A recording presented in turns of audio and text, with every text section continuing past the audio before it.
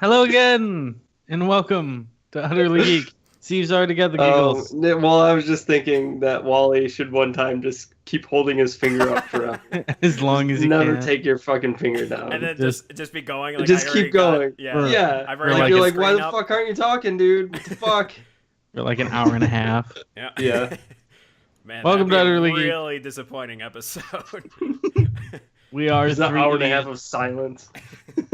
here to talk about video games and everything going on with video games. I'm Darren Bell, joined as always by Chris Walzik and Steven Petrella. Not always.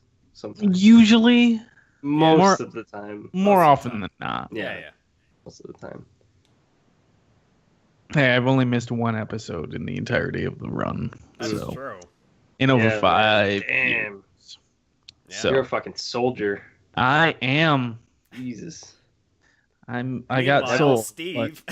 Yeah. This motherfucker, it's like he wants Not a PTO all soldier. the time. Yeah, Yeah. roll Shit. the dice. I call out all the goddamn time. Like, Roll hey, the goddamn dice, you motherfucker.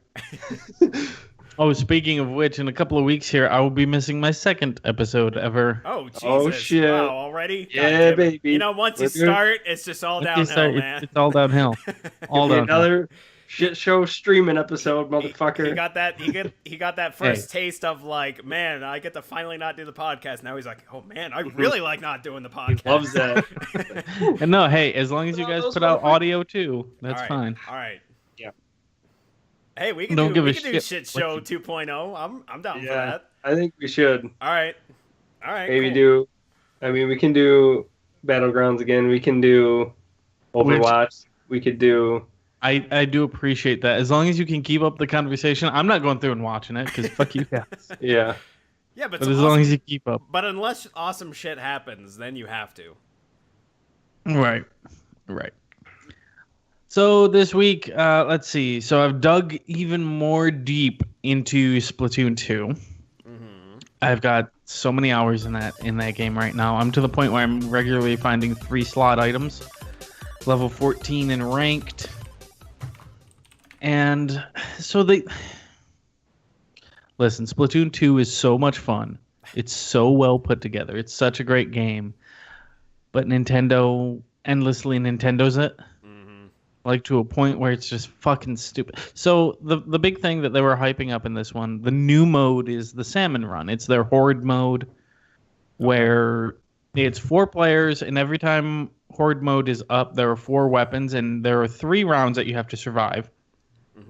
In which you're attacking, these salmon are attacking, and you have to kill them, get the big golden eggs, and drop them off at the basket. You got to get so many eggs. Fucked up thing is, it's not available at all times.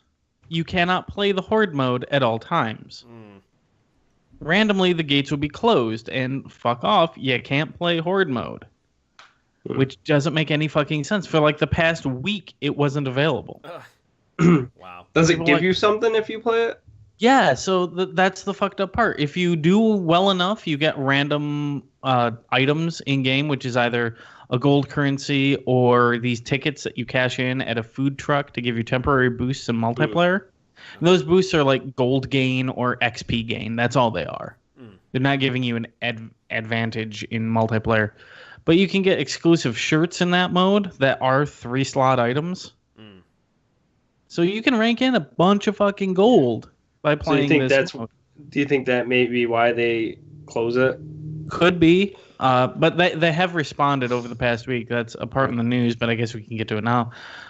They responded to social media saying, the fuck, why can't I play Salmon Run at all times? So now it's like 16 hours out of the day it's available. And every day it's a different map. But during That's the course weird. of a single day, it's 1 map and 4 set weapons. But there's a lot of variety in it. So the level that I was on last night is kind of like this weird, looks like an abandoned oil rig. In every round, random things would happen. So like the water would recede. It would be like a drought situation. So the beach would extend. And you'd have a lot more land to worry about where the enemies could come in. Or it might be high tide, in which case all the water raises up. In Splatoon, the squid kids can't swim. It doesn't make sense. But You just can't swim. So if you get into deep water, you die. So when it recedes like that, you're working with an extremely limited area, and there's like 9 or 10 different types of bosses that can show up. And depending on the boss, it can really fuck your day up, and it can get really difficult. Yeah. There's also a night mode that'll trigger, and when night mode triggers, you just get swarmed with a shit ton of them. It gets a lot harder. Also, there's fog that can happen on top of that. So there's a lot of variety that can occur within the Horde mode to keep you going. I played it for about 3 hours last night with a group of friends. Straight? Yeah. All right. Yeah, and it was real easy to get in with friends with that. I wasn't the one inviting anyone, so I never actually had to open the stupid app to team up. So how we've been doing that is just you launch Discord and you talk on Discord. Yeah. Like that seems to be the way around all of it. Mm-hmm. Yeah. But Salmon Run is such a good mode.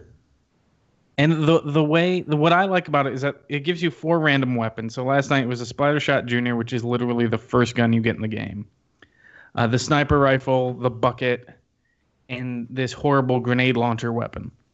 You have no control over which one you get. Every round it's randomized and you get a random weapon. So it forces you to learn other weapons that you never normally use. Nice. So like I've learned to really like the sniper rifle because of this mode. And it's just a really, really great mode added in that luckily Nintendo seems to be listening to their fans, being like, oh shit. Okay. Yeah. So now it looks like the regular schedule is 8 at night to 8 at night, 24 hours. Then it takes some time off, and then 2 in the morning to 2 in the morning. Or 2 in the afternoon to 2 in the afternoon. Regardless, you're going to have like a little bit of time off between playing it. And that, I think you're onto something, Steve. The fact that you can just get so much out of it so quickly. Because I got about 40,000 coins in the 2 or 3 hours, which I would have never gotten that much playing just a straight multiplayer. Yeah. But kind of reminds me of like how Hearthstone does Tavern Brawl, where it's like, hey, you can get your free cash in on your free pack, and it only lasts a so and so amount of days. I mean, you don't get a lot from Tavern Brawl, but like, no, that's kind of what it reminds me of. So many times I just get like decks that it's just shit cards, but yeah. I keep going because maybe I might get something good out of it. You get a shitty pack, and that's it. And you're like, okay, I'm done. Fuck this. But is Tavern Brawl fun? Sometimes. Yeah, I've had some fun with it. Sometimes. Okay. I think sometimes it's awesome. Sometimes it's like the worst shit ever. I think it's the worst when you have to build your decks and it's based off of what you have, not what the game just gives you randomly. Oh, so it's not like a draft situation? That I don't like those.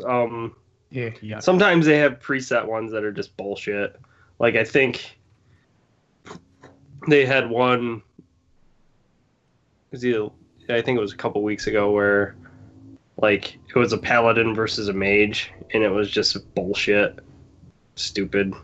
Right. Hated it. It was boring, and it was just poorly balanced. Like the mage was a lot better. Well, it was weird because I thought the mage was a lot better, and then my other buddy was like, "Oh no, the paladin was way better." I was like, "Well, I played 3 games in a row with the paladin. I couldn't win a fucking game. Then I got the mage, and I won the game, and I was like, fuck this shit, I'm done." But yeah, it was just sometimes it's fun, sometimes it's just bullshit. Mm-hmm. Yep. Right. But that's Splatoon. Splatoon's a lot of fun. Just they get so Nintendo with it. It's kind of sad. Yeah. They're slowly coming around on it though. It's getting a lot better. The first major Splatfest, I think, is this next weekend. They're doing ketchup versus mayonnaise. So all my friends and I are on Team Ketchup because I don't have a dog in this fight. I like them both. So whatever. Sure you don't want to be mayonnaise? Come on. It's too late. I've picked ketchup and I've leveled up my shirt all the way. Because they give you a specific piece of equipment to take into the Splatfests. Okay. And there have been a lot of really great... There's a lot of art out there right now that's fantastic about ketchup and mustard. They're really, really terrible puns, and I love every bit of it. Oh, it's ketchup and mustard, not ketchup and mayonnaise. Oh, no, I'm sorry. Yeah, it's ketchup and mayonnaise. Okay. Which is a really weird... It is ketchup and mayonnaise? It is ketchup and mayonnaise. Okay. All right. Yeah. I mean, it's a combo on a burger. Yeah. Yeah, But exactly. you'd think it would be ketchup and mustard, though. You think that's like the combo. I thought that's what they it was. did that in Splatoon 1. Yeah. They did ketchup and mustard in Splatoon 1. I think they wanted to do it differently this time. Who knows what the hell is going to go on. Outside of Splatoon, I did just today get into Pyre. I played about an hour of it. And so far, it's got me really curious. I want to see where it goes. The game itself, the celestial basketball, is a ton of fun, and I can already tell where there's going to be so much strategy with it, and it looks like it could build up to a pretty good competitive scene. There is no online multiplayer with it. It's all local only because I don't think they anticipated it being big enough to warrant building that infrastructure. Yeah. But if there ends up being a big enough demand, I can see them as a goodwill building that into it. But what really has me more interested is the actual story, the visual novel portion of it. Because in between the matches, you'll be getting a bunch of dialogue from between you and the characters on your team. And there's lines of questioning. I'm curious to see how different it gets depending on how you're conversing with these people. Yeah. But so far, I'm only about an hour in. They're interesting enough. The world, it does that really good thing that interesting fiction does where it just tosses you in and doesn't explain everything. So the mystery is there, and the important stuff, you can just mouse over on the words and get a quick rundown of, well, what is this place? Who is that person? It highlights kind of like Zelda does. Okay. But you can just mouse over it, and it's like, oh, okay. Or if it says a name, you mouse over it, and it'll remind you, oh, yeah, this is this guy that you met earlier. Gives you their little portrait. It's interesting. I just want to see where it ends up going. What are you playing it on right now? PC. Okay. I am currently playing it off of another friend's Steam account. Okay. Let's see how long that lasts. Speaking of which, yours is back in my control, Wally? Yeah. I was able to download and install Flint Hook. Okay. And play it for a little bit. All Not right. enough to actually have an opinion on it, but yeah. I don't know what's happening. Yeah. I actually haven't checked recently if you guys are still on there, but then again, I haven't really had any games that you guys have on your list that I'm like, yeah, I want to fucking play that right now. Yeah. Right. Pyre's neat. I might end up having to buy that, though. It's who I'm borrowing it from. Tends to play pretty regularly, so... Yeah, that's about all I played over the last week. I do have a copy of Horizon Zero Dawn now in my possession. I just have yet to begin it. Yeah. Nice. So that I might not get to begin for a couple weeks now. Okay. I did play Overcooked. I picked that up on Switch, and Steve and I played that a bit. It's still Overcooked, but Steve, this was the first time you played it? That was the first time I played Overcooked. Right. What'd you think? I definitely enjoyed it a lot. Like, it is a fun just hanging out with your buds and playing and doing dumb things. Like, when I suicided and was, like, tossing the food to the other car when it got too far away. Yeah. Just jumping and just tossing a burger across. Yeah, the important thing is when you're playing that game is having everyone on board. As soon as you have one person who just kind of gives up and starts spinning in circles, it kind of ruins it, which is what happened to us. Or slamming into other people, which is when I was playing it.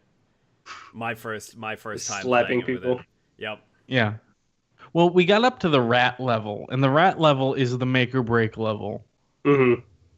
Because it's shitty. Steal your shit. Fuck those rats. Jesus Christ.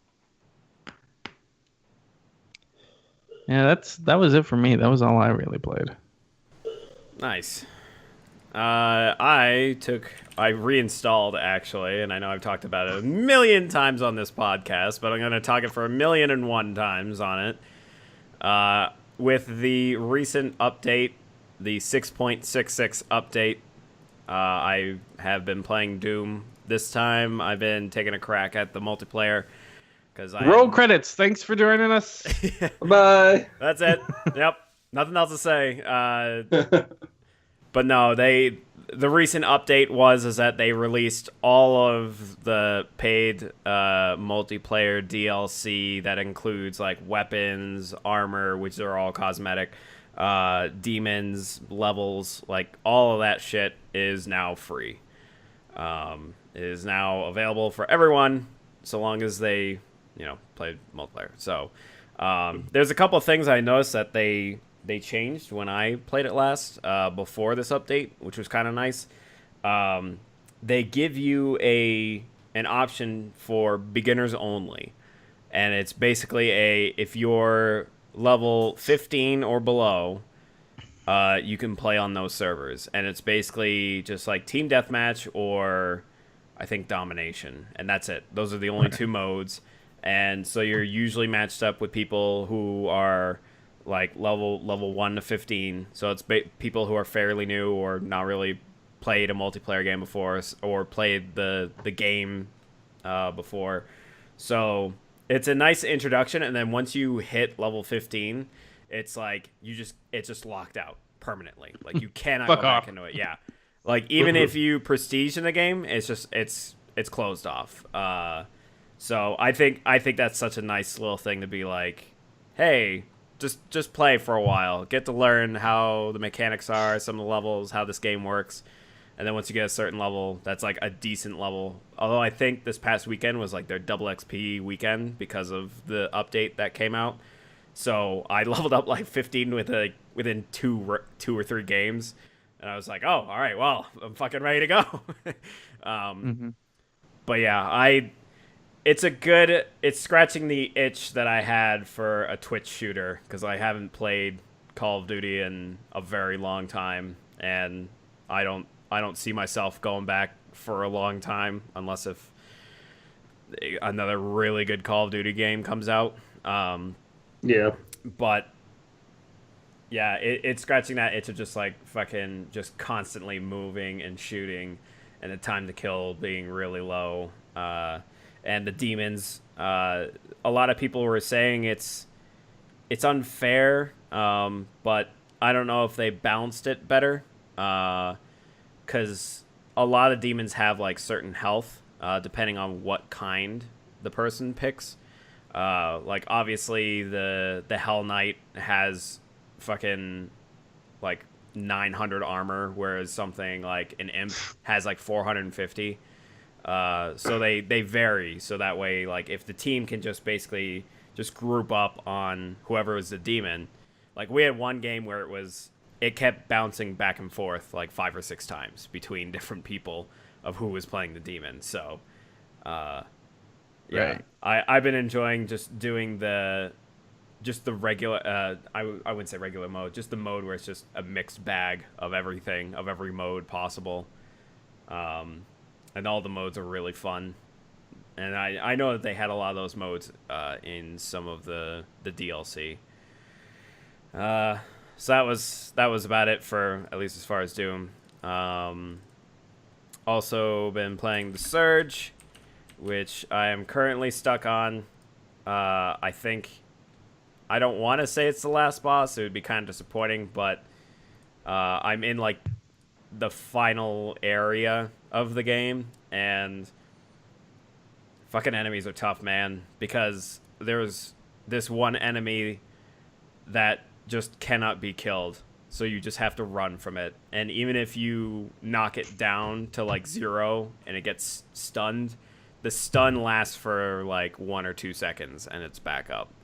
So basically it's just implied that you have to run away from it every time, but as you progress through this final stage, there are more and more that show up. And then if you try to backtrack to be like, oh, well, I'm going to go back so I can go and farm for a bit and then level myself up, they fucking just slap more of those fuckers in there, like behind you from behind. So it's like, great. Where the fuck do I go now?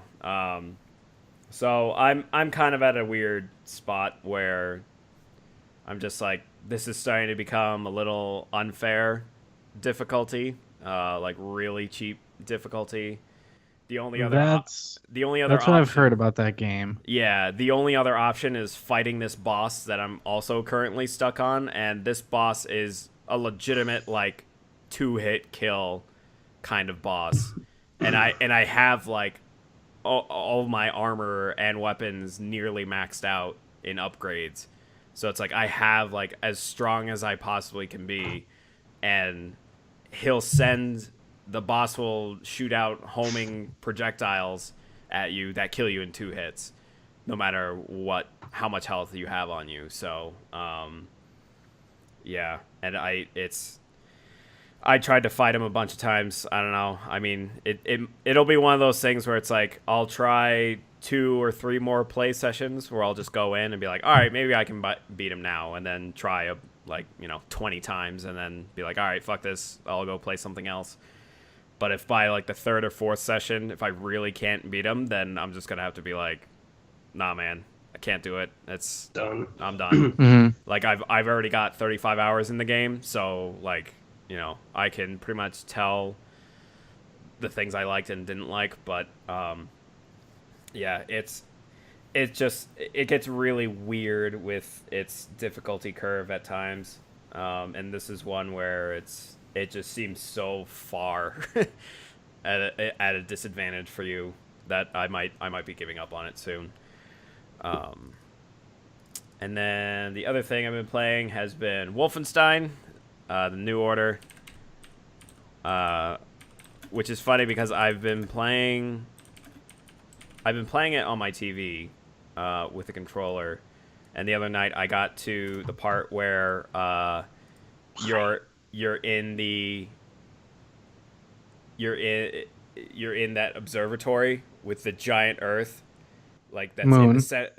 Or was it the moon? Okay, maybe it is a moon, okay. Because they're talking about the Nazi moon base. Right. Okay. So you're in that room, and then there are like enemies coming. There are the flying drones that come in and attack you and everything. And so because I've been playing it, I'm like, wow, this game still looks pretty good. Like it still holds up pretty well, like for how old it is. Oh, yeah, it's gorgeous. And even though, yeah, like from that far away, like it looked really good, but then there was a point where I kept dying because I kept just not aiming properly. So I was like, all right, fuck it. I'm just going to get past this part on a keyboard and mouse and then continue on with the controller.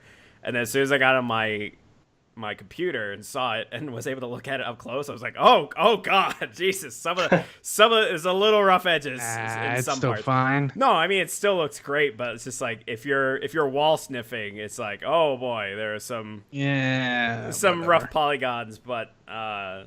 But to keep up with the speed and the pace of that game, yeah, no, come on, no, it's very much a nitpicking kind of comment about it, but yeah, no,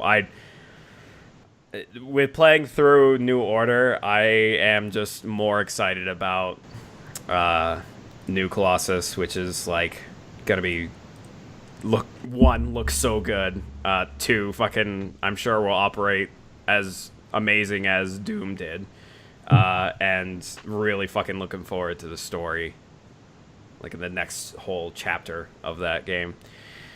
And yeah, and then occasionally jumping into Battlegrounds and Overwatch. I've been dabbling a little bit in Overwatch, but not too much, just because I was enjoying Doom way more. Yeah. It's become a grind for me, that game. Overwatch? Yeah, I've only come back just for like events, and that's about it. Just to be like, oh, let me try this thing. All right, it's cool, it's fun, and then whatever. And I haven't even given a good chance of playing as Doomfist, because a lot of the modes are like currently right now in the arcade mode. There's no anything goes right now. Which kind of sucks, because then I can't actually go in and try. There's an all Doomfist mode Yeah, it's like a 6v6 Doomfist elimination. Straight up Doomfist, yeah. Yeah. But I don't want to. But I don't want to play that because it's their competitive mode, and I'd rather just play like a regular game so then I can kind of dick around with him and see how he is and like. Yeah. Yeah, I've been playing Overwatch too, and like if you play quick play, you can't get him. Like it's just not gonna happen. Like. And that's why I don't pick so fast. That's why I don't select quick play because people just automatically pick him, and then it's like I don't have a chance of ever trying him out.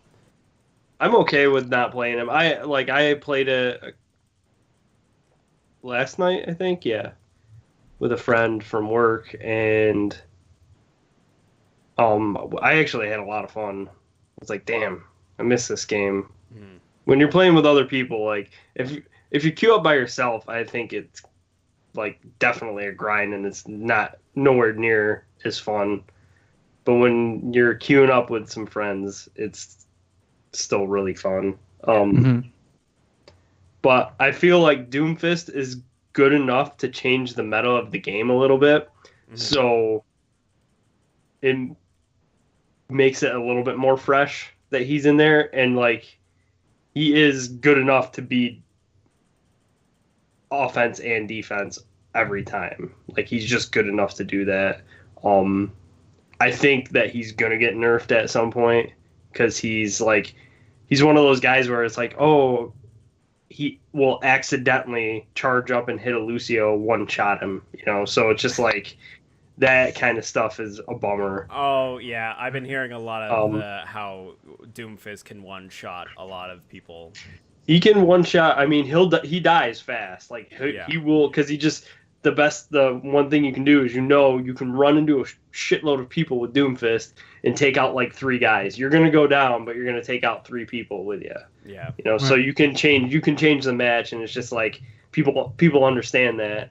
So I feel like they're probably gonna lower his damage a little bit, but not too much. I think they're gonna lower it so he's not like one-shotting a Lucio.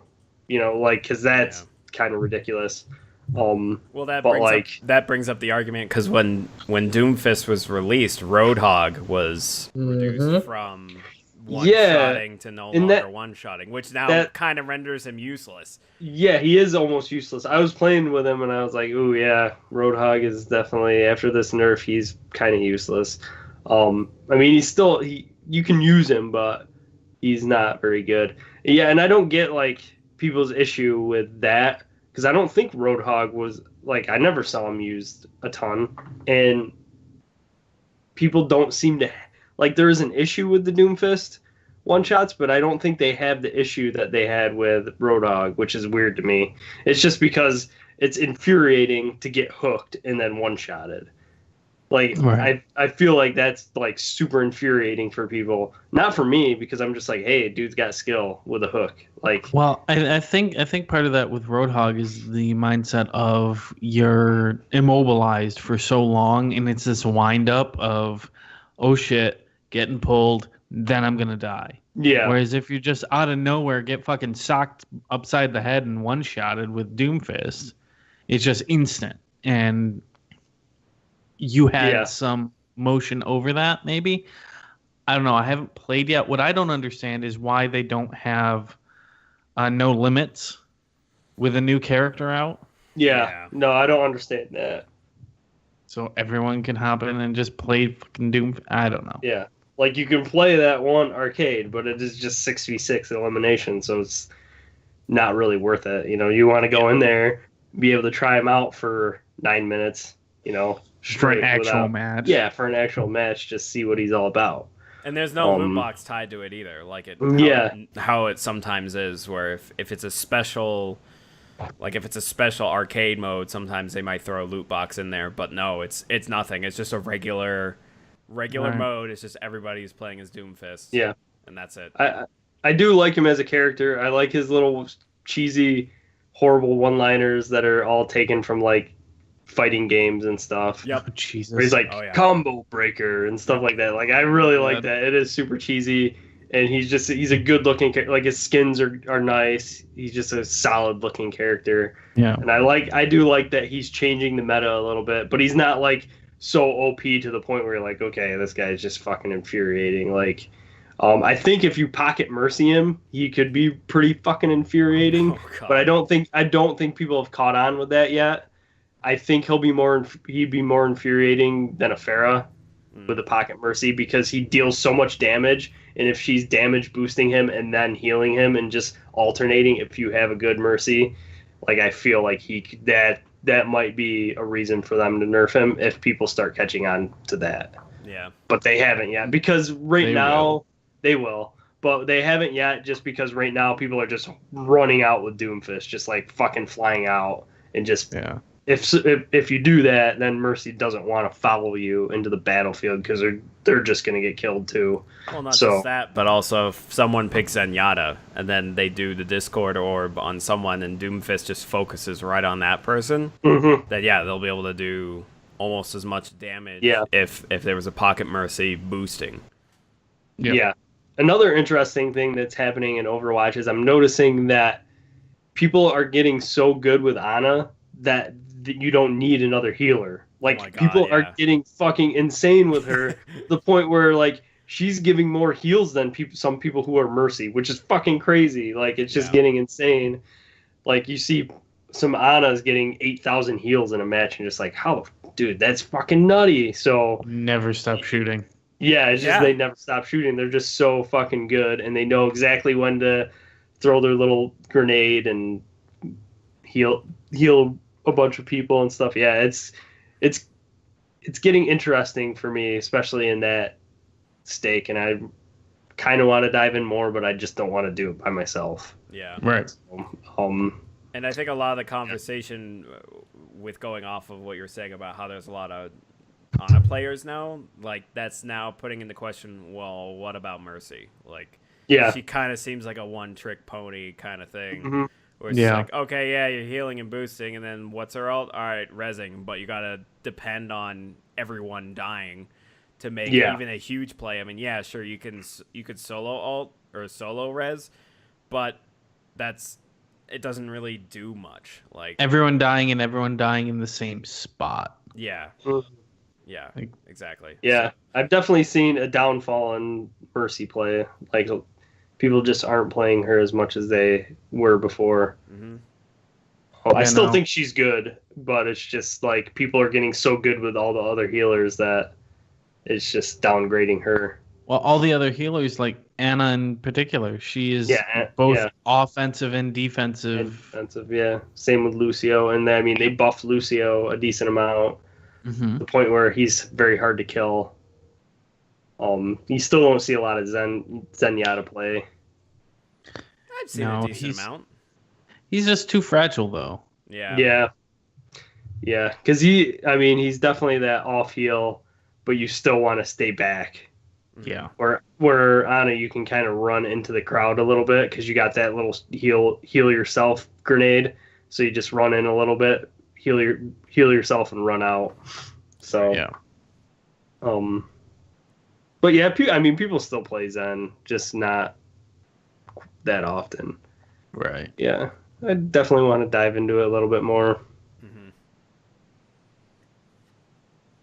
Well, cool. Anything else? I guess if it's moved on to me, that was a solid transition. Sounds like it has.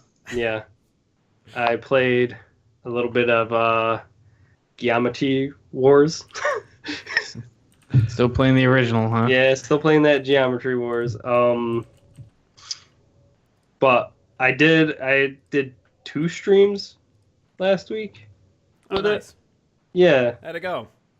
One of them went pretty good, and the other one I don't think I got any viewers. One of them I had like 3 viewers. Oh wow. And and I beat my high score. So I think it kept people watching. Yeah, while I did, I beat my high score.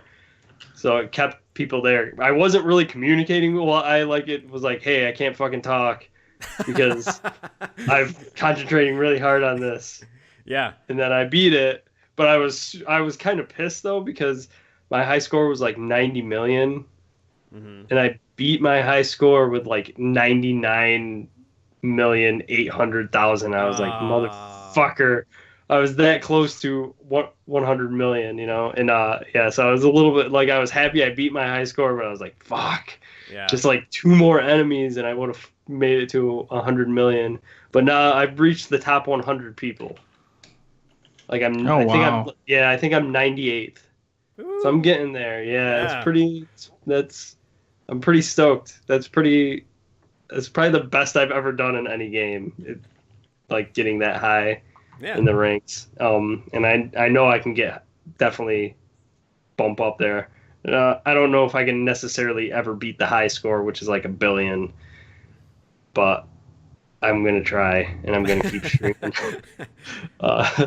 So yeah, I did that, and I had a lot of fun. What is your stream? What's your channel name? My channel name is I am Peter Stillman, which is a book reference. Okay. Yeah, it's like I_am_ Peter Stillman. Okay. Yeah, I did 2 streams. It was more like, okay, I just wanted to test it out and see how it was, see how my computer handled it, see like what I needed to do. Mm-hmm. Yeah, and I liked it. I had a lot of fun. I think it's a good little thing to do. Makes you feel good. Yeah, and then plus even, you know, I think even with the downtime that you have between each playthrough, like you can that's when you can talk to your crowd, you know, and talk to your viewers, and when you're ready to queue up for another one, or like maybe if like the first couple 10 levels or something, you can kind of glance over real quick, and then, you know, but then once it gets more intense, it's like, all right, now I can definitely, in the beginning I can glance over. Yeah. Like I can look over and be like, "Hey, what's going on, guys?" And then once I get by like 4 million points, then it's like, okay, I can't talk because I can barely see what's going on the fucking screen. But I think so I gotta concentrate on that. But I think a lot of people would understand that at the same time. Oh yeah, no, if they're gonna watch Geometry Wars, which nobody is streaming, they're coming for one thing, just to see if someone's gonna beat the high score. Yeah. Like, and that's what they're gonna watch. I don't think they care much about the conversation that someone's gonna bring to the table there. Yeah. Yeah. Because that just looks like a game where it's like, yeah, that guy can't talk. Like, it's just fucking ridiculous. It's just insanity. Crazy shit is going on that screen. He definitely cannot talk. So yeah, I'm definitely. I will probably stream it a couple times this week. Get into the mode and figure it out a little bit more. Mm-hmm. See if I can get some followers. Yeah, I did that. Let's see what else. Shit, I don't even know. Oh yeah, I played a shitload of Hearthstone because I'm trying to just collect the coin for the new set that comes out sometime in August. And they've been like showing spoiler cards, and the spoiler cards are really interesting, and I'm wondering what they're going to do with them. Like, they have, I think the Priest Legendary that they just showed it's like 6 mana for a 4/4, and it shuffles the opponent's deck into your deck. What? Shit. Yeah. Fuck. Isn't that fucking crazy? So wait, did they lose their deck? No, they keep their deck. You just get a copy of their deck in your deck. So what is interesting to me is I was talking to a coworker, and he was like, "Oh, maybe it's only still shuffles up to 30 cards into your deck," because he was like, "It'd be fucking nuts if you had 25 cards and they had 25 cards and you shuffled 25 fucking cards into your deck. Now you had 50 cards. So if you're a priest, it almost says you can't be milled. Like, you can't get milled out, and a priest can always heal, so it's almost like you can basically just keep yourself alive. So it's definitely going to be interesting. And then I saw the Shaman Legendary, which was anytime an opponent's creature gets frozen, you get a copy of that card into your hand, which could be fucking nutty too.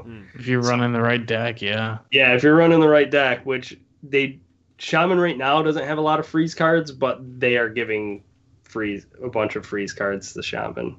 So yeah, I've just yeah, oh yeah, which is going to be interesting. And then they have like the Death Knight characters that every hero is now going to be turning into, which is pretty fucking cool. So I'm interested. I'm excited for that to drop. So yeah, I've just been collecting coin in preparation of buying tons of packs and wasting too much money. Yeah. And only getting to rank 10 and then not getting any further. So yeah, played a shitload of that, and then I played What Remains of Edith Finch again with a one-shot playthrough with my friend. And yeah, that game is so fucking good. Like, if you just want, like, it is definitely really good to play with somebody else to experience it. Like, I wish I'd never played it and I just experienced it with somebody else. Because it's those moments where, yeah, it's those moments where, like, you see other people's reaction to what's going on the screen. Mm-hmm. And you could pair it with your reaction, and you can talk about it while it's happening, you know? Yeah. So, because it's just these cool moments where they definitely deserve to be talked about while it's happening. Mm-hmm. So, the unfolding moments, each little story, and what's going on and why you might think that that's happening to that particular character. And you can talk about it in that moment. And then, yeah, I really, really like that game as far as the story. Yeah, it's been on my radar. I need to actually set aside a weekend or an afternoon. Yeah, it's just basically an afternoon because I think it's like 2.5 hours. Yeah, it wasn't long. Yeah, it's like a 2.5 hour playthrough. Yeah, I highly recommend it. It's just like going to the movies with your friend, you know, and just then you could just get to talk about it and experience this weird little story in just beautiful little cutscenes that you can play. It was really, I like those little walking simulator games. Yeah, I don't like that term as a pejorative. Yeah, there's it gives it it definitely gives it a bad look. Right. I mean, they call now the original Myst a walking simulator when right? Myst and Riven. Oh, walking simulators. Like, no. I don't really know if I would. Games. Yeah. You know, those are puzzle games that are set in a visually interesting environment and very similar to Dear Esther is more the walking simulator because there's no puzzles. There's just things that happen. Yeah. What Remains of Edith Finch is definitely I would consider it a walking simulator because like there is gameplay, but it is just like you don't really have to solve anything, you know. It's just like you don't interact. You click, you turn a doorknob, you open a door, you know, and you just let the shit unfold. Like you can move and kind of do things and move the story along with certain interactions, but it's like not. It is necessary in certain parts, but it's not like it's like, oh shit, this is crazy what I got to do here, you know? It's just like, oh, you got to pick this up and move it over here, and then it unfolds part of the story, you know? Right. Cool. Yeah. So that's about all I've been doing. Awesome. Well, if that's it, we have some news to get to. Let's see here.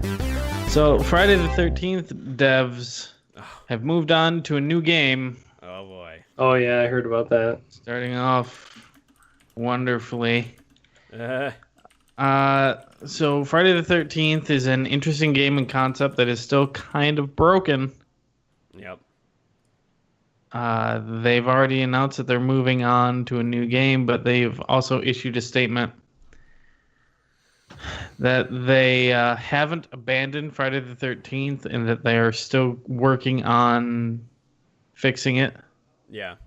Their new game is called Deadly Alliance, and they, quote, was started way before Friday the 13th, co-developed by Psyop and Ilphonic, then titled Moving Hazard. Da, da, da, da. So it's a project that was in motion before Friday the 13th that they're now ramping up development on. Gotcha.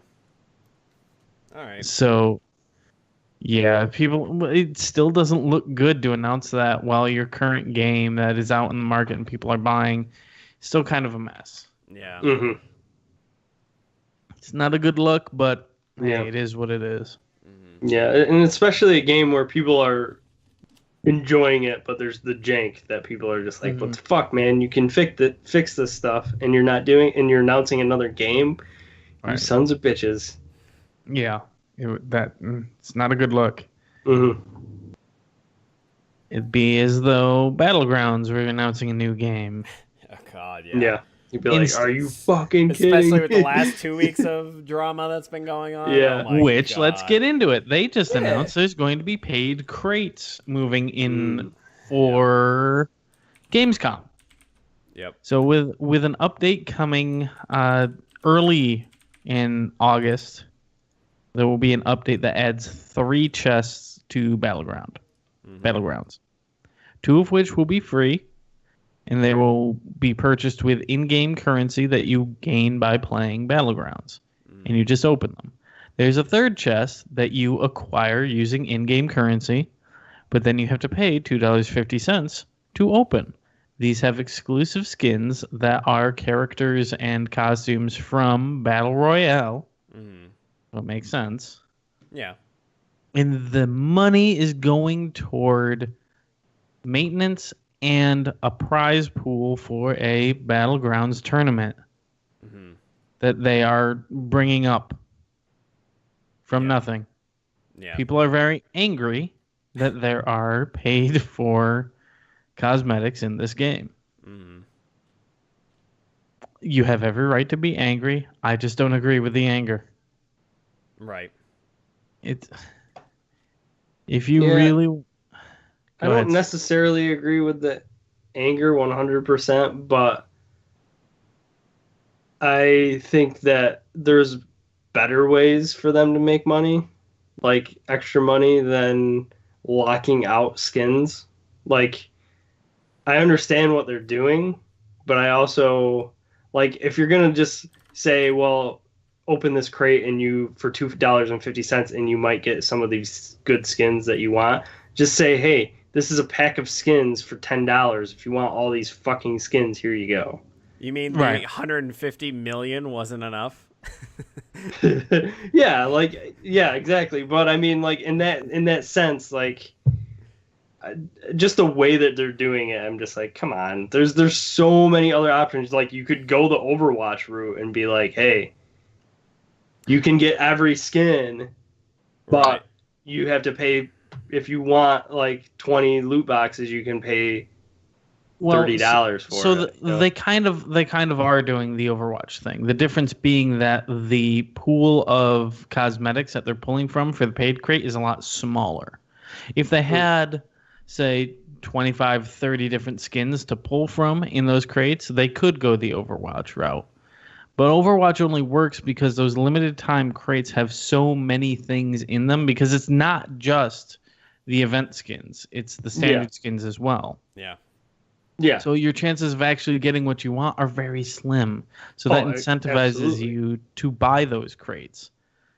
PlayerUnknown would have to have a lot more skins to make that viable.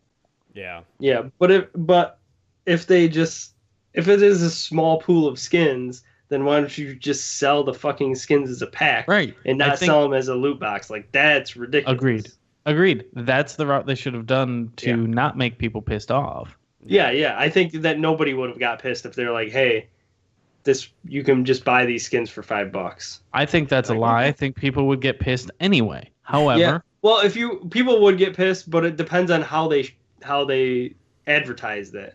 Like if they were like, hey, we're doing this just because we want to keep this game going and give you the best game possible, and we want to be able to fund tournaments that people are going to make money and have fun with, you know? Like, it's for you guys, and that's what we're doing it. And, like, it's just all about, like, if you just come out and like, hey, we're going to charge you for skins, people are going to be like, fuck you, Why are you doing that?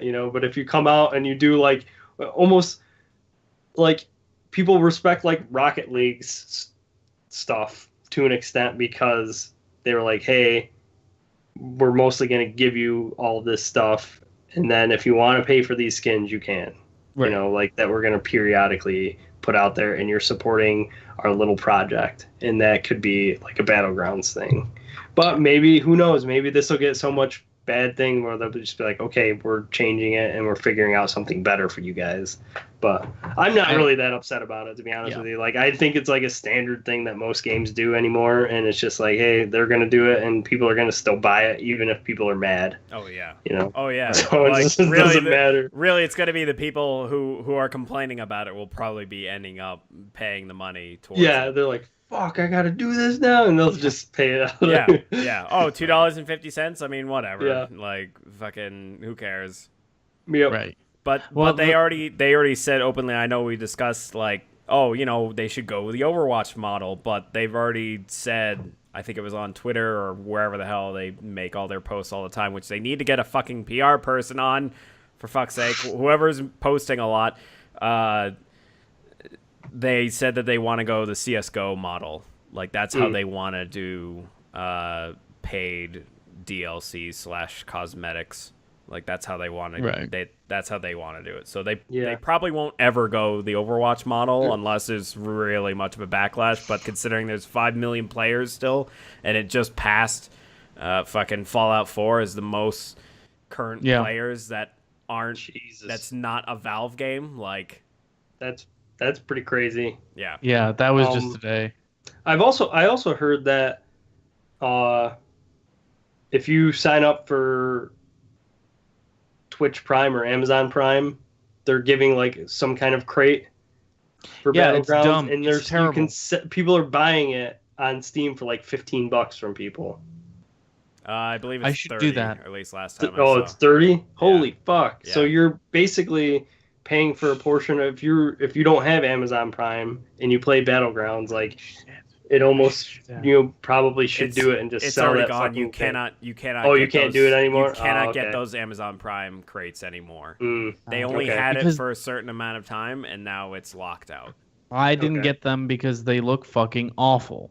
They look terrible. Oh, I wear the mask all the time, but that's about it. It's a balaclava with the Twitch logo on it. It's terrible. Yep. It's hideous. But they did say that these paid crates, this version of them, will go away after Gamescom. So you won't have access to them. So it's a time-limited thing. Yeah. But we'll see how that works out. I mean, that's smart. I don't see a giant issue with it myself, but I can understand people being upset.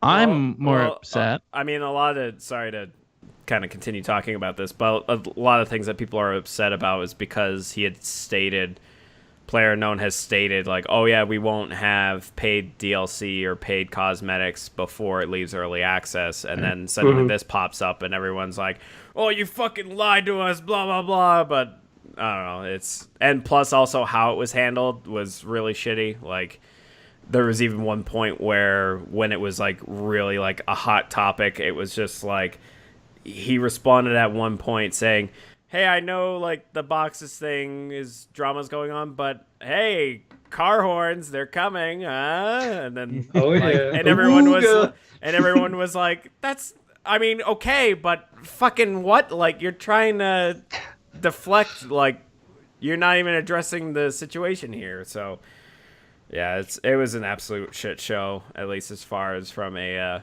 PR standpoint, just how it was handled. So if anything, I think I definitely agree with a lot of people that they should get someone that is a really good PR person that is constantly addressing a lot of situations like this.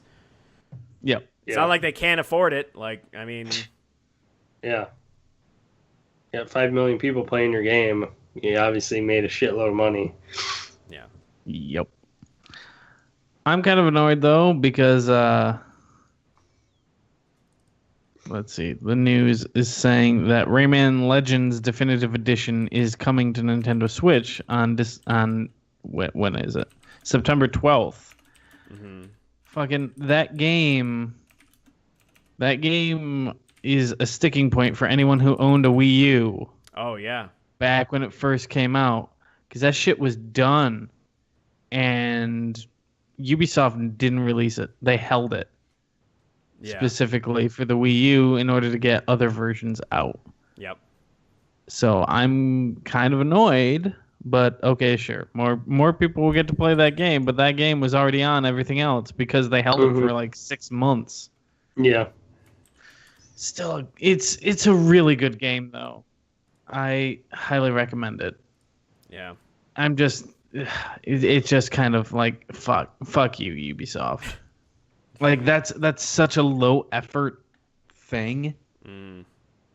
Like what give us something a little bit more recent that isn't 4 or 5 years old. When did Rayman Legends come out? It was supposed to be launch window. Yeah, 2013. 2013. That's a 4-year-old game. Yeah. I mean, I think it is good for the Switch, though. Oh, like, yeah, the no, way that game plays fit. is really good for the Switch. It's a really good fit for the Switch, yeah, but I would have rather seen them put effort into a new Oh, yeah, absolutely. Rayman game. They're rather than Skyrimming just... it. Yeah, exactly. Yeah. Exactly. Like, thanks, Yeah. but fucking come on. I hope they make a new Rayman game. It's going to be hard for them to top that fucking game, though. Yeah. That game is really well done. Like, they're going to have to do some, I don't know, they're going to have to be pretty fucking innovative because those music levels are so good. Yeah, to beat those levels, like, I don't know what they're going to do. Yeah, they're... Christ, they could make a game of just those. Yeah, they could, and I would be sold on it. I would be like, okay, I'm doing it. Let's call it Music like Rayman platformers. music or something. Yeah, dude. Oh, yeah, they should. No, they call it Ray Band. Yeah. Ray-Ban. Yeah. Oh my god. Partner with Harmonix. Partner with Harmonix and Ray-Ban. Yeah, they all wear sunglasses. They're all wearing sunglasses, yeah. Be wonderful. So early last week, a bunch of retailers, it was available for pre-order, the SNES Classic. Oh, yes. Not long afterward, Walmart has canceled nearly all of their pre-orders because it went up early and that you weren't supposed to be able to pre-order it. And a bunch of people did, and they're like, that sucks. Yeah. Went through and canceled every one of them. Ugh. Boy, that sucks. Oh well. Yeah. I just hope they have enough to actually allow me to get one and allow everyone who wants one to get one. But I have my doubts. I'm gonna be tracking the shit out of that thing. I know. I will end up with one. Let's see here. Okay, so this was pretty cool. And Steve, I think this is up your alley. I don't know when this will be available, but they have announced a vinyl collection of the Dark Souls trilogy. Oh, It's yeah, an I saw entire that. soundtrack, God. limited to 2,000 pieces. Yeah. That's Dark going to Souls- cost an ass load of money. Yeah, Dark Souls and Dark Souls 3 are double disc. Dark Souls 2 is a quad disc. Yeah, that's some money. A quad disc, I mean, you're probably looking at least $50. You're looking at 8 discs. 8 vinyl. Yeah, 8 discs all together. 8 yeah, dicks. It's 8 dicks. 8 dicks shoved in one cardboard box. Here you go. No, yeah, that's gonna cost a pretty penny. I mean, I want it. I saw it and I was like, yes, I fucking want that shit. But it's gonna be over $100, I'd imagine. Oh, yeah. I mean, how wasn't the Dark Souls board game like 80 or something? Like, Yeah. Maybe Yeah, and more then than it that. Then it came out, and the people who actually play board games are like, it's Yucky. not great. That's a shame. Mm-hmm.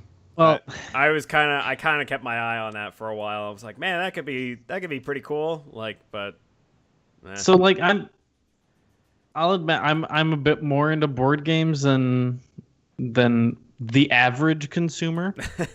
yes. And following the board Almost an game understatement. following the board game subreddit, in regards to the Dark Souls game, there's a lot of hatred for it from the hardcore board game crowd.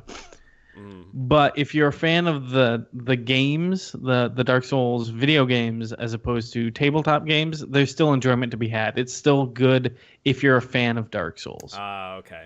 All right. Beyond that, if you want more of like an actual board game experience, it might be lacking. And that doesn't surprise me at all. Typically, when you get a big license game like that, they don't tend to pan out well because they're just banking on the popularity of the license. There's been a few exceptions. The StarCraft board game is fucking... it's so good. Yeah. BioShock was pretty good. Okay. The BioShock board game is pretty good. It's pretty good. I mean, my only issue with the BioShock one is I think it is pretty good, but only good just for a couple playthroughs. Yeah. Like, I think you could definitely wear it out where it's like you play it 3 or 4 times and you're like, okay, we basically did all that we can do with this game. Yeah, I've only played it like 3 or 4 times and it still sits on my shelf. Yeah. But yeah, Dark Souls has really good minis, like really well built minis. Oh yeah. But as a board game, it's okay. Okay.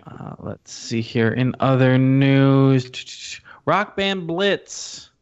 Oh, yeah. If you don't remember what Rock Band Blitz is, it's their little game that they came out after Rock Band 3, toward the end of the Xbox 360, PS3 era. Single player. It's basically a stick twiddler. You change tracks and you twiddle left and right stick to hit the notes on each of the tracks. It's a fun little diversion, and it used your entire Rock Band library. It's getting delisted. They couldn't bring it over to the new systems. But if you have Rock Band 4 on PS4 or Xbox One, you can still buy Rock Band Blitz right now and get those songs ported into Rock Band 4. But it will be delisted on or before August 28th. So if you ever had a curiosity in it and you had a Rock Band library, I would say go and buy it. Yeah. I really enjoyed Rock Band Blitz. I still got my shirt from when we saw it at PAX. At PAX, yeah, when they announced it. Yeah. It's such a neat little game. Yeah. And it's unfortunate that it's getting delisted. Yeah. Harmonix. You make me sad now. Let's see here. EA has reported that during the last fiscal year, digital sales represented 63% of their total sales. That's Electronic Arts. 63% digital. Wow. That's just the way the industry's going. Yeah. Yep. Without a doubt. I mean, if you look at... I really appreciate things like the Steam sharing system. I think that's a good middle ground between a physical disc and digital media. You can still lend it out. People can still play it. You just can't resell it. Yeah. Which I know is always the argument on physical versus digital. Oh, yeah, without a doubt. And that is a big advantage to physical media. Yeah.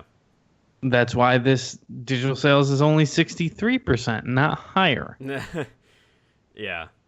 I don't know how much more the industry will go beyond 63%, because beyond people not having a stable internet connection, not being able to download, I don't know how big that is in the U.S. and where the sales are concentrating. And it also makes sense, too, because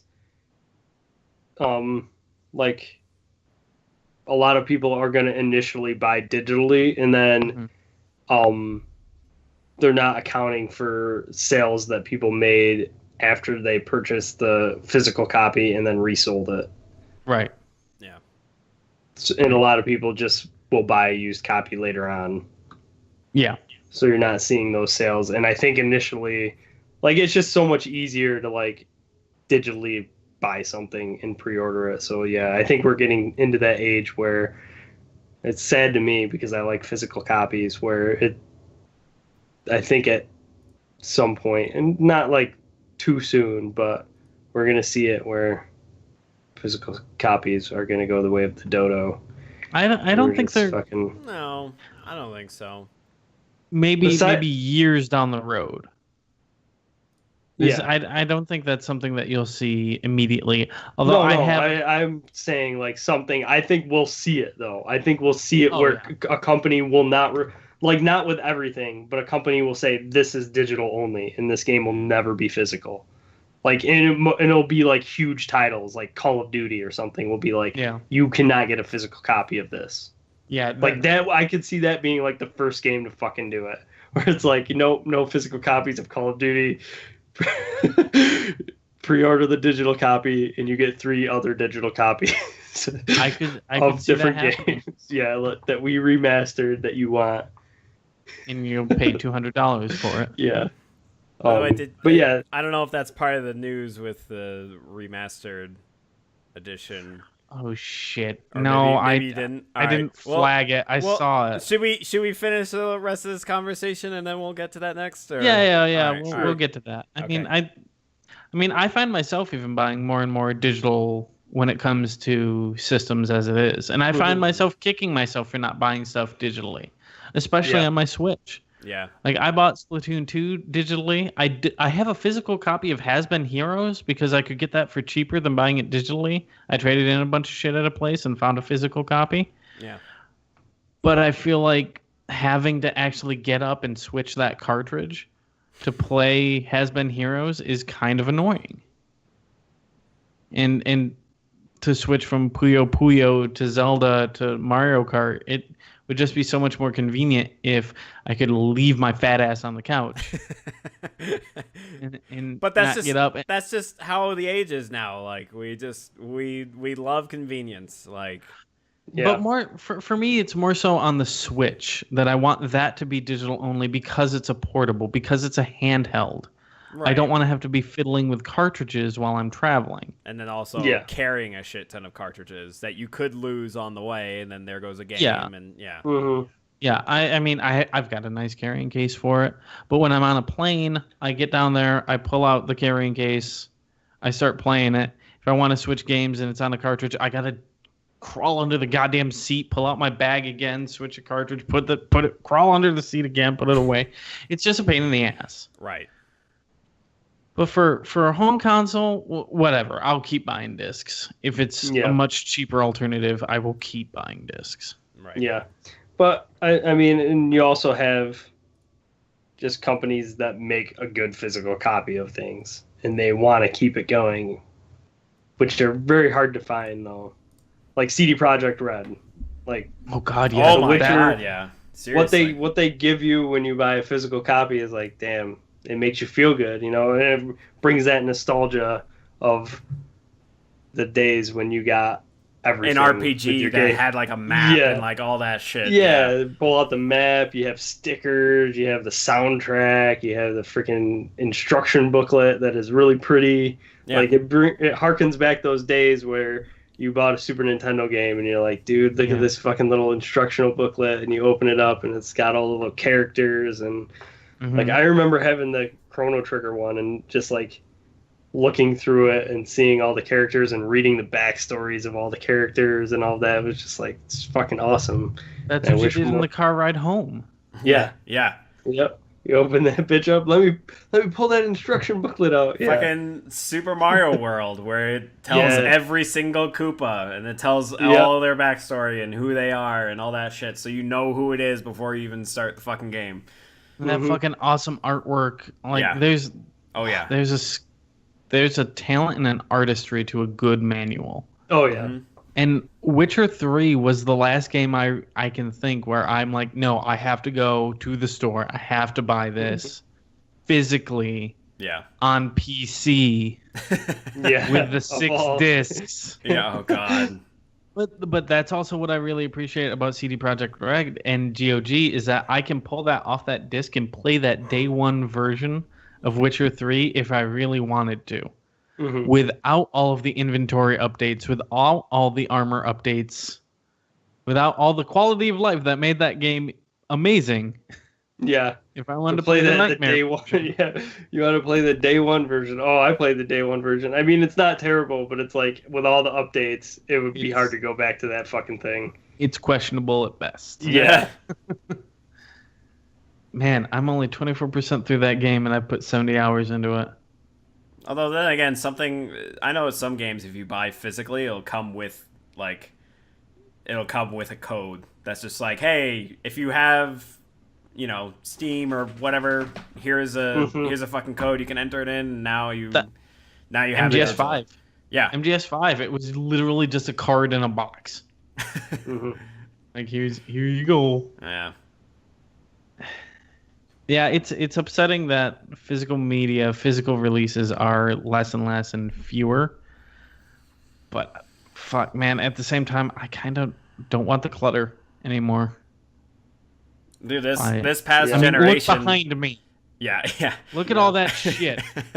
No, like when I was moving my shit, I was like, God damn it, man! Why do I have all this fucking stuff? Yep. Where's the nearest goddamn dumpster? It's all going in there. Yeah. Fuck it. No. It just like gets frustrating. Yeah. For me, like I started on this current generation. I started with games being like, all right, on my PlayStation, fuck having it like physical copy because I just want the convenience because I know that digital is becoming more and more popular. Like I really have no reason because even though so long as it's under my account, I could just re-download it. Like I don't really give a shit. It's PT. Yeah, well, that I missed unfortunately, but I'm even now at this point like I'm starting to think about that with movies. Like there's just so many movies I want to have, but like Amazon's got an account that you can just pull it from whenever. Like same thing with Google. Like it's It's tough, like, because I used to be a really hardcore, like, no, I gotta fucking have it in physical, especially with movies. Like, movies I'll always fucking buy in physical form. But, like I said, there's just so many movies that are coming out that I want to have. But a lot of them really just have a lot of shit now, which is just, like, mostly the whole, like, oh, you get the DVD and the fucking UHD Blu-ray bullshit. And I'm like, I don't need all that. Like, I just want the fucking movie. Like, just give me the movie. Like, and even when you get the movie, it's like, oh, here's a digital code. So then you can enter it in your computer or download our shit. And now you have a digital copy. So it's like, I could have just bought that shit. Like, I would have skipped several steps and then just have it. Like, on some account. And then I can watch it whenever the hell I want. So yeah. I'm in that same boat where it's like I'll buy digitally unless it's like a fucking badass steelbook that came out. And I'm like, ooh, that's nice. Yeah. Or like Logan that comes with like the black and white edition, right? And like just stuff like that. But like, it's just like no sense in buying the Blu-ray when you can. It's cheaper to buy it digitally too. Mm-hmm. So yeah, like fucking John Wick 1 and 2. Like I've been wanting those for a while. You almost said John Woo. I know. You almost said John Woo. I know. John Woo 1 and 2, motherfuckers. He's back. It's just a dove. It just flies, and then the second movie, there's two of them, and then that's there's two of them, and then fucking Tom Cruise flies in and grabs them from a motorcycle. On a motorcycle, because he's got to be on a motorcycle. But no, like even John Wick 1 and 2, like I've been wanting those movies, but it's like, oh man, I gotta go out to fucking Best Buy or like Amazon or get it through Amazon. But it's just like, fuck it, just order it. Just order it on Amazon. There, it's on your digital like library. Now you got it forever. Like, I don't know. It's weird that I think it takes a certain amount of convincing to be like, for some people to be like, all right, I'm fucking doing digital now. Like, but I'm also in that same mindset where Steve is, where it's like, all right, if it's some really fucking crazy ass super awesome edition, then I'll get it. I'll get it physical copy. But otherwise, like, I'm not gonna waste my fucking time with all that shit if I could just be like, I own it now. with a click of a button. Like that's it's now mine. I didn't have to go anywhere. Like that's Yeah. it. Yeah, that feels good too because you're like, oh, I really want to watch John Wick 2 right now. I don't have it. Boom, $15. I got it. Yeah. I don't Yeah. have to get up off my ass, and it's already playing on my fucking TV. Yeah. So What's even better is you buy it on the Google Play Store. It's all on YouTube. Oh shit. As long as your YouTube account is your Google Play account, you go to YouTube. There's a purchase category. Mm-hmm. I watched Paprika on YouTube the other day. Ooh, Paprika, Pretty man, good. that's a good fucking movie. It really is. See, now you just gave me the idea of whether if I should have stayed with done Amazon Video or do the fucking Google Play. So if it's on Google Play, I'm gonna go that way then. Yep, same with me. Because if I can view it on YouTube, then fuck it, I'm going that way. Yep, you can view it on YouTube on any device that you own, as long as you sign into the same account. Wow. All right. Yeah. Cool. You sold me on it. Oh, shit, I have the entire season 1 of Venture Brothers on YouTube. Fuck yeah, I do. All right. Anyway, I'm happy. we really got sidetracked there. But that's all right. fucking derailed. Listen, digital purchases are the future. Right. Mhm. Yes. I agree. Just keep up with it. Speaking of the future, GameStop is going to be open this year on Thanksgiving Day. Mhm. Oh wow. They haven't had any details on it, but yeah, First they're and gonna. foremost, I'm sorry, GameStop employees. Yeah, they're pissed, rightfully so. Yeah. They claim it's going to be truncated hours, so shorter hours, but fuck. That's still Fucking bullshit. Yeah. Yep. Who wants to go buy a video game on Thanksgiving Day? What you do is you do the American thing and you isolate yourself from your family and you just play Psychonauts all day on Thanksgiving. It's a tradition. Yep. It's Start the to new finish. tradition. Yep. Psychonauts. Welcome to Psycho Giving. Play it every year at Thanksgiving. You just put a door on your turkey every year, and then you enter its mind. Oh God, that would be a hellscape. Yep. God damn. You'd be You're nothing but welcome. Fire and heat for 6 hours. You're welcome. Jesus Christ. Enter the Gungeon has been announced for Nintendo Switch. Woo! Which is a very good game. I highly recommend. And perfectly matched for Switch. Yep. It's on track for this year. Ta-da. Hooray. Yep. It's so good. Mm-hmm. There was something else that you had brought up that I had missed. Yes. So finally, after, or was it almost a year later, the Call of Duty 4 Remastered is now being sold separately. I don't know what store was this on? God, I don't know. But it's on Steam. I'm Okay. going to the page right now. It is $40. Yeah, and it does not On include any of the Steam. DLC. Like that's currently on sale for an additional $10, regularly $15. Yep. Fuck off. Yeah. Fuck off. Yeah. Even and with what they've done with adding the loot box system with like different weapons that do have different stats, they royally fucked that fucking game like hard. Current reviews sit at mostly negative. Yep. Top review right now just says don't. Yeah. Oh, what the fuck? Fuck off. Fuck you. As you know, I have to say though, it probably would have been a worse situation if they had sold it separately and then they did all the shitty shit. Because now at least, like, with all the news and different updates that they've released about all their paid DLC and the cosmetic shit and the crate system, like, people know now that it's like, I'm fucking staying away from that thing. Like, they don't deserve my $40. And it's just like, if they had just sold it separately right out of the gate, then they would have had way more sales. But now they're not going to see very much out of that. So Modern Warfare, the original release, currently still sells for $20 on Steam. Well, there you go. And it has a better community. There's also a bundle right now called the Call of Duty The Definitive Collection, which collects every PC Call of Duty release with every expansion. You can pick all that up for the low price of $652.21. Activision thanks you. Fuck. That's a 10% discount. Wow. It would have cost you $724. God. Fuck off. Yeah. Fuck off. Yeah.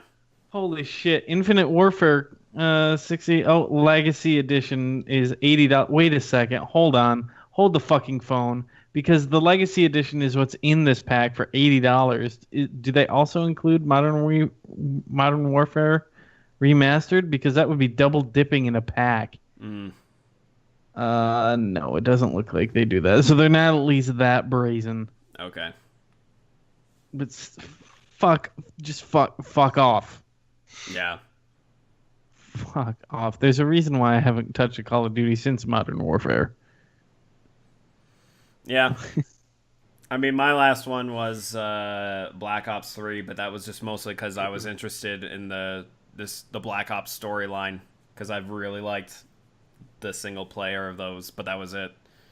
Even with Black Ops 3, I didn't play the multiplayer that much, and I really loved the multiplayer in Black Ops 2 and a little bit of 1 that I did play.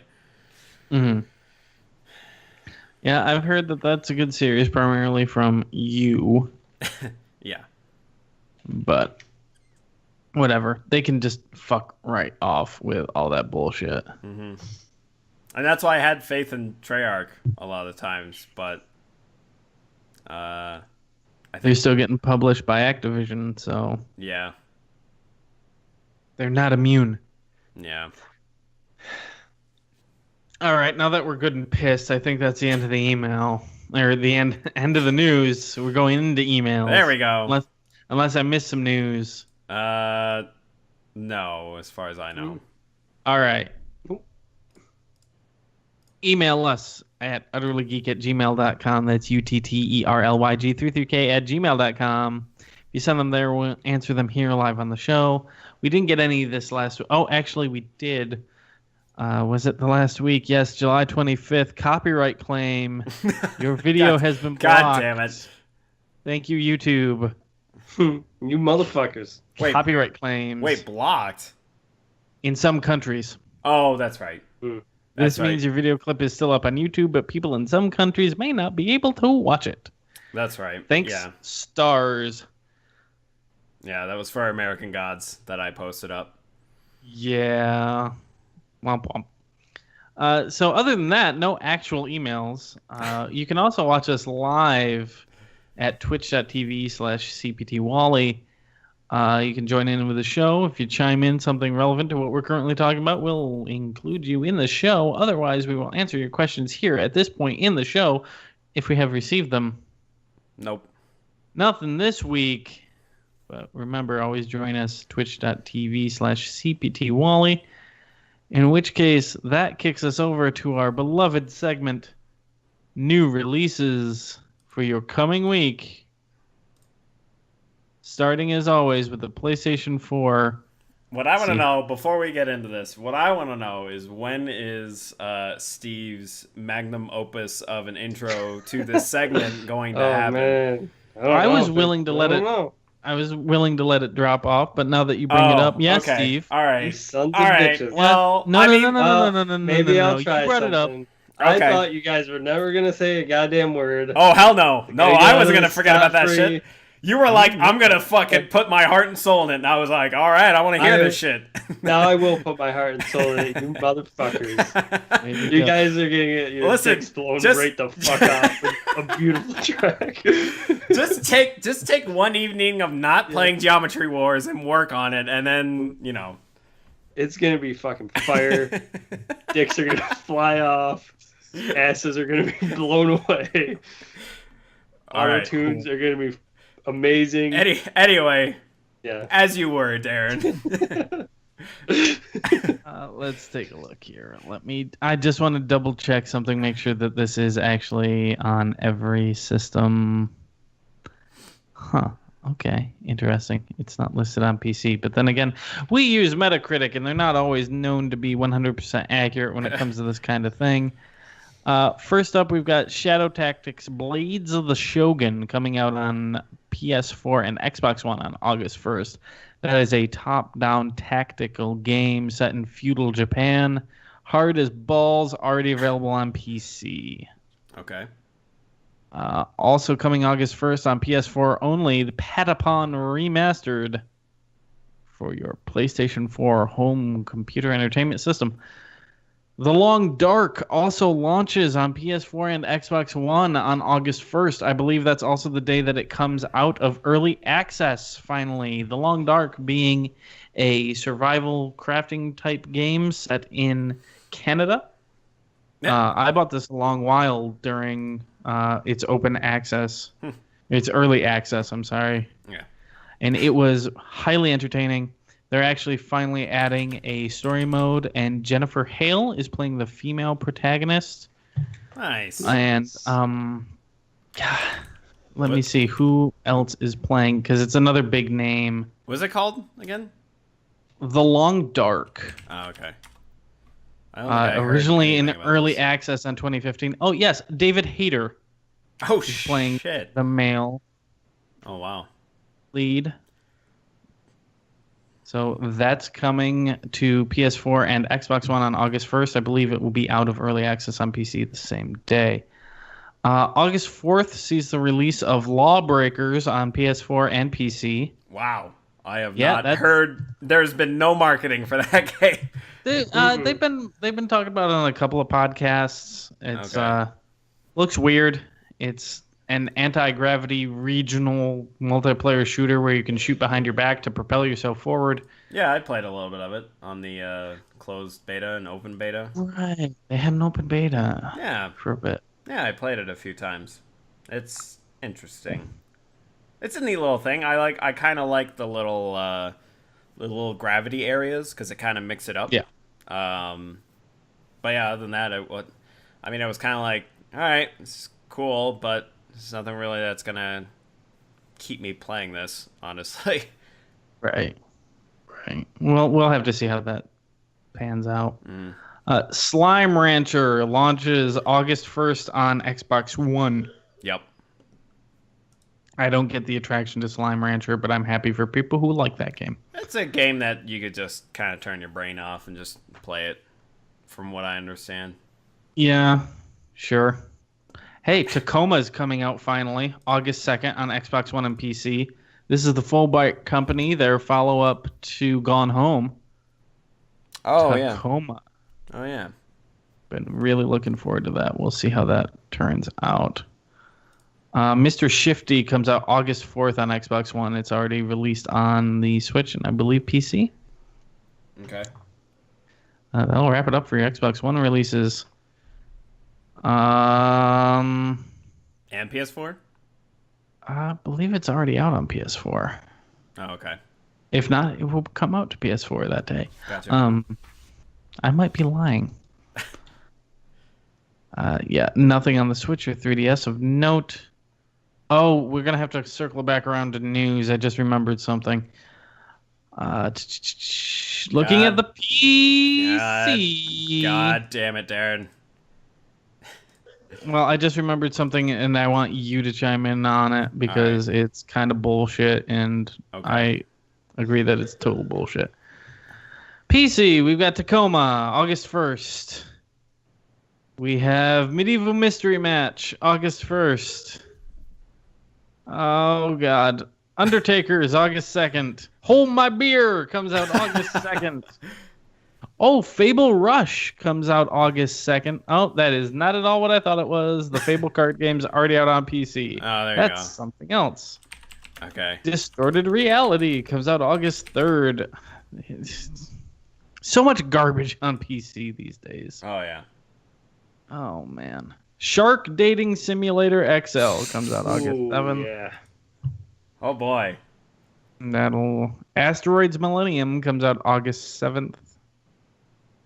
I think that's going to do it for PC releases. So let's circle back around. I apologize for doing this, but this is something that I think we need to chime in on. Okay. Nintendo has announced that in the new Metroid Samus Returns, Okay. there is a fusion mode after you beat the game to go back through the game in a fusion suit and makes the game harder. That is content locked behind the amiibo. Okay. So amiibo, for those who don't know, and I don't know how you couldn't if you're listening to us, but in case you don't know, they're little figures of Nintendo characters. Nintendo has used amiibo to, in the past, have bonus modes or outfits or things that you unlock in the game. Nothing that is gameplay critical up until now. Now, with Metroid, they're locking a whole new difficulty and essentially a new game plus, but your upgrades don't carry through, behind an amiibo. This is too fucking far. This is just DLC locked to an item. Yep. As much as I would like to have those amiibo, because they're really neat and they're really well designed, that kind of content shouldn't be tied to it, especially in that is you're forced to buy a 2-pack of amiibo of Samus and the Metroid, and that's a $30 amiibo pack. Jesus. Damn. Yeah. The other two existing Metroid amiibo also do things. Let me look those up real quick, but this is just too fucking far. Samus. This was kind of something that people had always feared about the amiibos. Like, whenever it was discussed about it, it was always like, oh, it's used as a save slot in some certain way for, like, characters or whatever. Okay, cool. Oh, it's cosmetic to carry over from one game into another, from one franchise to another. Okay, cool. But the concern was always, oh, you better not have fucking locked content, otherwise that's some fucking bullshit. So let's see here. Usually, the crouched Samus, which is the new one, gives you an extra energy tank. Oh my god. And you'll get an art gallery. Well, energy tank and that kind of stuff, like, fine. I don't have a problem with that shit. Like, whatever. Yeah. The squidgy Metroid will reveal the location of any nearby Metroid on your map, which I think kind of defeats the purpose of the game. Yeah. And gives you the fusion, where Samus' suit from Metroid Fusion, and that mode unlocks. The Smash Brothers Samus gives you a missile tank, and after the completing game, you get the concept art gallery. Zero Suit Samus gives you another energy tank, and gives you the sound test. So, like, everything other than the fusion suit mode, yeah, it kind of sucks, but it's not a mode. It's not a gameplay mode. Yeah.